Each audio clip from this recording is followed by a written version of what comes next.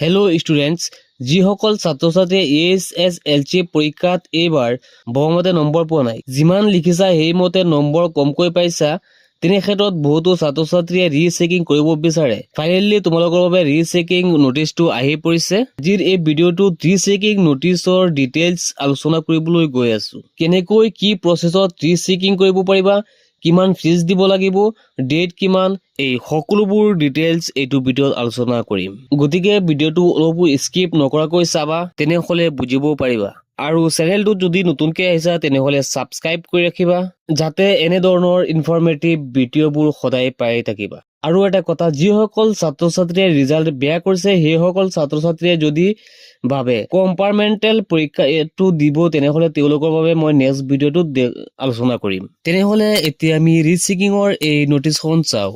এয়া ছাত্ৰ ছাত্ৰীসকলে চাব পাৰিছা ৰিচেকিঙৰ ফৰ্মখন। Procedure for applying rechecking of answer scripts having descriptive question including MIL and elective subject along with copy of answer script। তোমালোকে যদি থিওৰিত কোনোবাই বেয়া নম্বৰ পাইছা, তেনেহলে তোমালোকে ৰিচেকিং কৰিব বিচৰা, তেনেহলে তলত দিয়া প্ৰচেছৰ মতে তোমালোকে কৰিব পাৰিবা।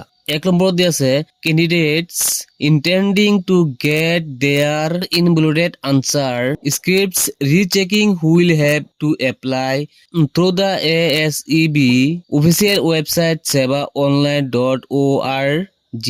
please visit board official website।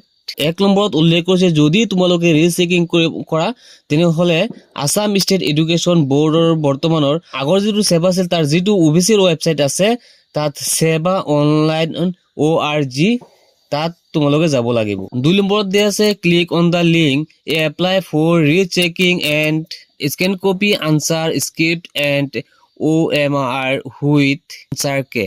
2 নম্বৰত কৈছে এইটো ৱেবছাইটত গৈ তোমালোকে এইটো ৱেবছাইটত ক্লিক কৰিব লাগিব, apply for rechecking and scan copy of the answer script and OMRC, এই লিংকটো তোমালোকে ক্লিক কৰিব লাগিব। 3 নম্বৰত please select rechecking and scan copy of answer scripts. 3 নম্বৰত উল্লেখ কৰিছে তাত তোমালোকে ৰিচেকিং স্ক্ৰিপ্টত সিলেক্ট কৰিব লাগিব। 4 নম্বৰত উল্লেখ কৰিছে please select the subject for with rechecking and scan copy answer script. 4 নম্বৰত উল্লেখ কৰিছে তোমালোকে কি কি সাবজেক্টত ৰিচেকিং দিবা সেইটো সিলেক্ট কৰিব দিছে 4 নম্বৰত। 5 নম্বৰত আছে provide other necessary information as requested in the portal and pay necessary fees have to pay through online mode only।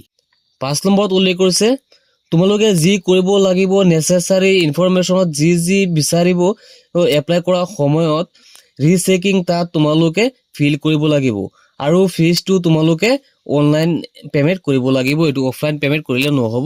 Number 6 fees for rechecking of answer script along with obtaining scanned copy of answer scripts for all theory question papers only, OMR 400 per subject।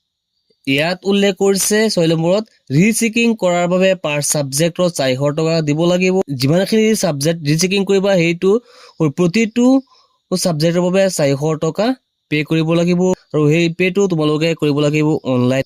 7 নম্বৰত দিয়া আছে rechecking process.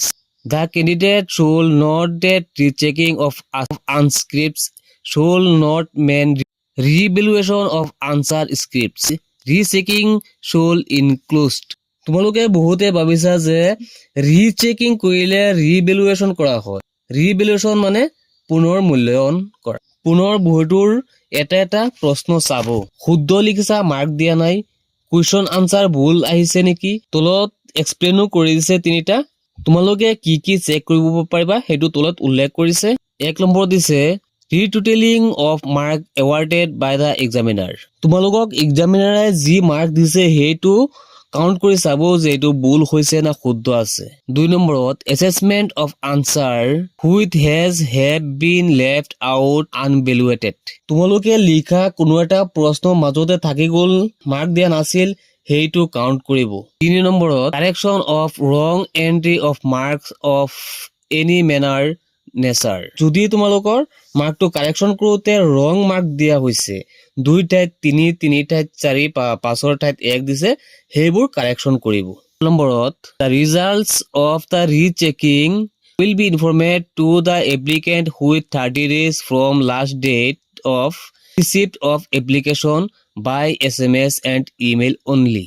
তোমালোকৰ ৰিচেকিঙৰ ৰিজাল্টটো কি কৰিব 30 ডেজৰ ভিতৰত দিব 30 দিনৰ ভিতৰত ৰিজাল্টটো দিব আৰু তোমালোকৰ ৰিজাল্টটো SMS বা ইমেইলৰ যোগেদি দিব সেইবাবে তোমালোকে এইটো ফিল আপ কৰাৰ সময়ত দিবা সেই ইমেইলটো শুদ্ধকৈ দিবা নিজৰ ইমেইলটো দিবা নম্বৰত in case of any charge in marks the received mark sheet certificate will be issued on submission of the original mark sheet certificate in the board of through 9 নম্বৰত উল্লেখ কৰিছে ৰিচেকিং কৰাৰ পিছত যদি তোমালোকৰ মাৰ্কটো বাঢ়ি যায় তেনে ক্ষেত্ৰত তোমালোকৰ আগৰ মাৰ্কশ্বিটটো ঘূৰাই দিয়াৰ পিছত নতুন মাৰ্কশ্বিটটো আহিব 10 নম্বৰত আছে scanned copy of answer script with be available plate a candidate through email only 10 নম্বৰত উল্লেখ কৰিছে ৰিচেকিং কৰা আনসাৰ স্ক্ৰিপ্টটো যদি তোমালোকে চাব বিচাৰা তেনেহলে অনলাইনত PDF কৰি ইমেইলত পঠাই দিব এতিয়া আমি গম পালো যে প্ৰতিটো